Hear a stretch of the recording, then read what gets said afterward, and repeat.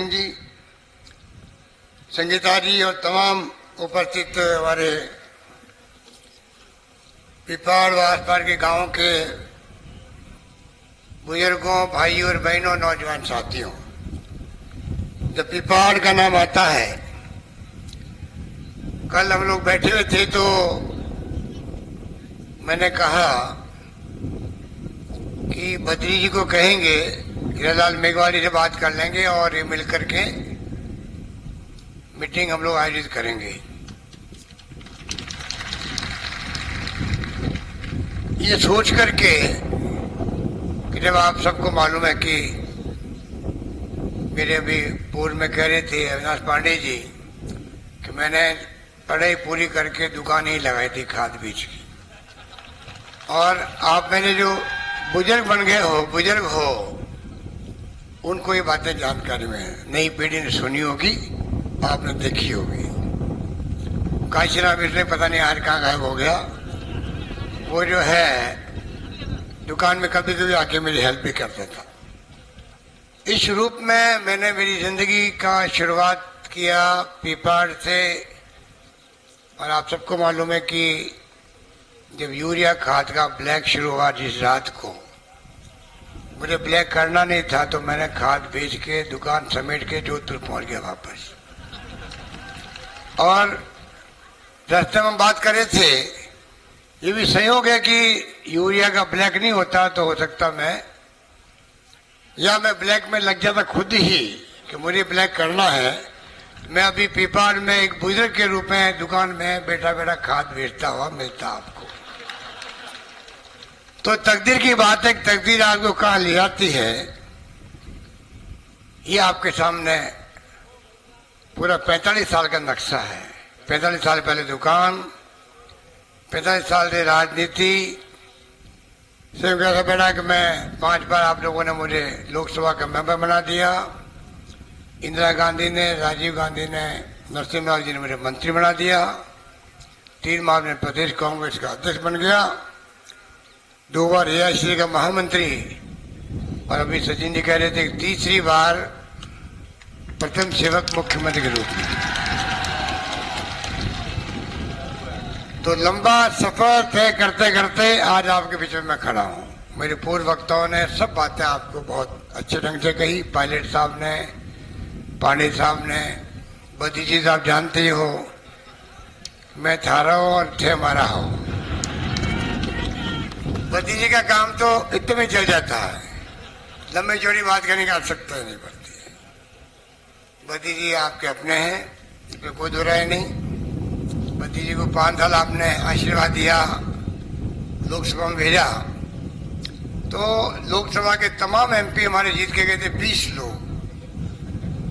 20 के 20 जो है इनको याद करते हैं, जिसमें पायलट साहब भी है और अन्य लोग भी हैं जो कहते रहते हैं बद्री भाई, इनका नाम बद्री भाई पड़ गया दिल्ली के अंदर। हमारे सीपी जोशी साहब जो लोकसभा के हमारे विधानसभा के अध्यक्ष हैं, वो इनको बद्री भाई कहते हैं। तो बद्री भाई को मैंने कहा और ये मीटिंग हो गई। उसके लिए आप सब पधारे हो, लोग कई खड़े हैं धूप के अंदर। ये इसके लिए मैं आपका शुक्रिया अदा करता हूँ, धन्यवाद देता हूँ। और मैं आह्वान करूंगा आपका, ये चुनाव बहुत महत्वपूर्ण है। ये चुनाव देश की तकदीर का फैसला करेंगे। ये तिरंगे झंडे वाली पार्टी ही देश को एक व अखंड रखे हुए हैं। आजाद करवाया तो इस पार्टी ने करवाया। महात्मा गांधी, पंडित नेहरू, जो सरदार पटेल, मौलाना अबुल कलाम आजाद, अंबेडकर साहब ने संविधान बना दिया। और 70 साल के बावजूद हम लोग एक है, अखंड देशवासी, अखंड। मोदी जी को प्रधानमंत्री पद पे तो पहुंच गए, वो अहम घमंड में 5 साल निकाल दिए। अगर अहम घमंड नहीं होता तो वो याद करते इंदिरा गांधी को, जिसने पाकिस्तान के 2 टुकड़े कर दिए। आज आप सर्जिकल स्ट्राइक करते हो, उसके नाम पे आप चुनाव जीतना चाहते हो। ये नई पीढ़ी को नहीं मालूम है। अरे भाई शांत रहो। नई पीढ़ी को मालूम नहीं है, पाकिस्तान आज बांग्लादेश से पूरा मुल्क पाकिस्तान था, उसके दो टुकड़े कर दिए। पाकिस्तान का कोई कल्पना नहीं करता था। बांग्लादेश को उदय हो गया, सातवां पेड़ आ रहा था अमेरिका का हिंदुस्तान के खिलाफ में। युद्ध रोकने के लिए इंदिरा गांधी ने अमेरिका की परवाह नहीं करी उस जमाने के अंदर, वो इंदिरा गांधी थी। और 90,000 कर्नल को, जनरल को, मेजर को और सैनिकों का सरेंडर करवा दिया हथियारों के साथ में। दुनिया के मुल्क में कभी ऐसा नहीं हुआ। क्या मोदी जी को गर्व नहीं करना चाहिए इस बात का? 70 साल में कांग्रेस ने क्या किया, इसके अलावा कोई जुमला उनके पास नहीं है। 70 साल में क्या किया? अरे 70 साल में क्या नहीं किया ये पूछो। एक सुई नहीं बनती थी देश के अंदर, वही बाहर से आती थी मुल्कों से। बिजली क्या होती है लोगों को नहीं पता था। आज क्या नहीं बनता देश के अंदर। आधुनिक भारत दिख रहा है। ये पंडित नेहरू की जो नींव डाली हुई थी उस जमाने में, उसका परिणाम है बड़े बड़े बांध, कल कारखाने। उसके बाद में विज्ञान में, तकनीकी के अंदर, पानी में, बिजली में, शिक्षा में, स्वास्थ्य में। 56 साल पहले वो एम्स बन गया था दिल्ली के अंदर, 56 साल पहले ऐसे बन गया, जोधपुर में बना जा करके। तो ये मोदी जी का घमंड उनको ले डूबेगा, मैं कह सकता हूं। उनका घमंड, उनका अहम। चुनाव जीतने के लिए आप बातें करते हो कि राष्ट्रवाद की बात करते हो, जैसे हम तो राष्ट्रभक्त है ही नहीं है। हम राष्ट्र विरोधी लोग बैठे हुए यहाँ पर। बीजेपी में आप जाओ तो आप राष्ट्रभक्त कहलाओगे। ये स्थिति देश में बन गई है। हम हिंदू नहीं हैं, हिंदू वही लोग हैं जो बीजेपी में हैं। कब तक आप बिना कार्यक्रम के, नीतियों के, सिद्धांतों के राजनीति करोगे? आप मेरे कई लोगों को मालूम होगा 40 साल पहले गौ माता की बात करते थे, उस वक्त राम मंदिर की बात नहीं करते थे। राम मंदिर का इशू तो उस वक्त भी था। गौ हत्या बंद करो का नारा देते थे। बाद में क्या हुआ? उसको गाय को भूल गए। आज हम लोग गायों की रक्षा करें राजस्थान भर के अंदर। गौशाला का अनुदान किसने शुरू किया? मैंने शुरू किया राजस्थान के अंदर 125 करोड़ रुपए से। ये धर्म के नाम पर, जाति के नाम पर, वर्ग के नाम पर राजनीति करते हैं। पर जो 70 साल में हुआ उसको भूलना नहीं चाहिए कम से कम। इंदिरा गांधी ने अपनी जान दे दी तो खालिस्तान नहीं बनने दिया। हिस्सा टूट रहा था देश का, पंजाब अलग हो रहा था, आतंकवादी छा गए थे उस वक्त में। उनकी जान चली गई, पर आज देश, मुल्क एक व अखंड है, ये नहीं भूलना चाहिए। इस रूप में जो हरित क्रांति किसने करी? पहले हम भीख मांगते थे गेहूं के अमेरिका से, PL 480 के अंदर, PL 480। आज किसानों के बलबूते इंदिरा गांधी ने हरित क्रांति का नारा दिया। आज हम लोग आत्मनिर्भर है, हम गेहूं को एक्सपोर्ट कर सकते हैं दूसरे मुल्कों के लिए। स्थिति हमारी बन गई, ऐसी बन गई है। 70 साल में क्या किया? तो ये जो जुमलेबाजी हो रही है देश में, उससे काम नहीं चलेगा। हमने सरकार बनते ही कर्जे माफ किए हैं, 5 साल तक बिजली का दर नहीं बढ़ाएंगे, घोषणा करी है। पानी के जो बिल है वो माफ कर दिए गांव के अंदर भी और शहर के अंदर भी, जो बहुत पहली बार हुआ है।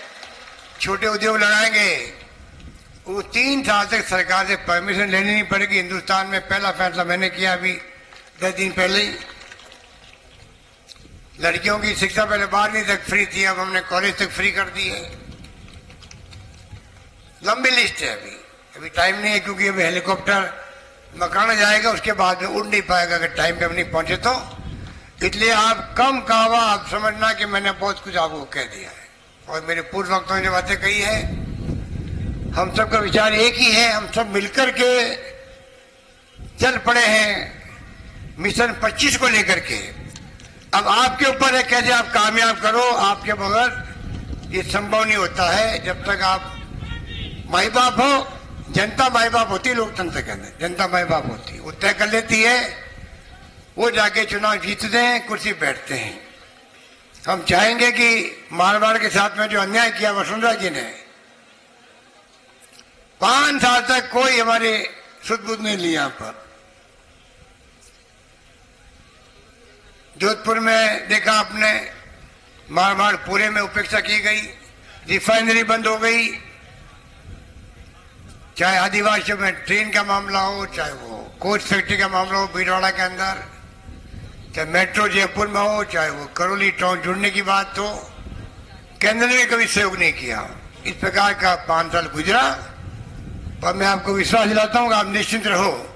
इंदिरा गांधी कैनाल की हमने 3rd फेज शुरू कर दिया है, और जो बड़ी बड़ी योजना पिपार तक आ रही है पीने के पानी के लिए भी, वो योजनाएं भी पहले कुछ पूरी हुई है, आगे और पूरी होगी। तो पानी की बात हो, शिक्षा की हो, स्वास्थ्य की हो, सड़कों की हो, कोई कमी नहीं आने देंगे।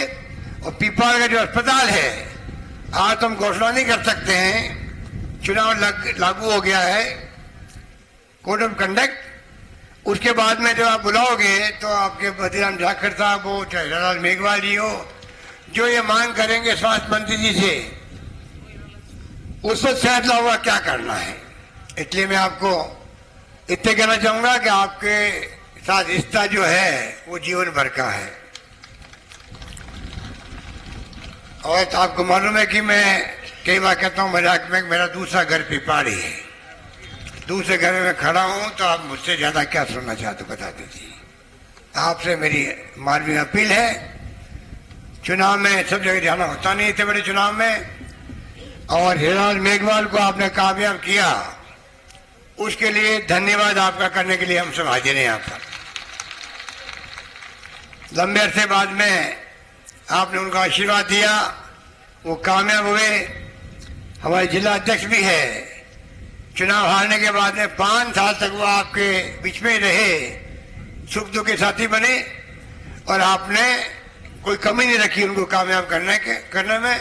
मैं उम्मीद करता हूं कि आने वाले वक्त में आप और ज्यादा मजबूती के साथ में उनके साथ जुड़े रहोगे, और वो रात दिन एक करके हमेशा आपके सुख में, दुख में, विकास में आपके साथ खड़े मिलेंगे, ये मैं आपको कह सकता हूं।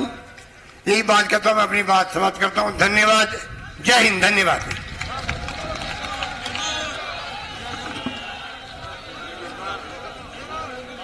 अभी हमारे आदरणीय मुख्यमंत्री, तो आपने सुना क्या कुछ कहा मुख्यमंत्री अशोक गहलोत ने इस जनसभा को संबोधित करते हुए। दरअसल जोधपुर के पीपाड़ में आयोजित इस जनसभा को संबोधित कर रहे थे मुख्यमंत्री अशोक गहलोत, और इस दौरान उन्होंने कांग्रेस सरकार जब से शासन में आई है, विधानसभा चुनाव में जीत हासिल की, और उसके बाद से किसानों के लिए हो या फिर महिलाओं के लिए, युवाओं के लिए क्या कुछ कार्य किए गए हैं, उन तमाम कार्यों को जनता के सामने रख रहे थे। वहीं पर बीजेपी पर भी जमकर निशाना साधते हुए मुख्यमंत्री अशोक गहलोत नजर आए। कल से ही चुनावी प्रचार प्रसार की शुरुआत कर दी गई है, चुनावी बिगुल फूंक दिया गया है प्रदेश सरकार की ओर से, कांग्रेस की ओर से, आगामी लोकसभा चुनाव के मद्देनजर। और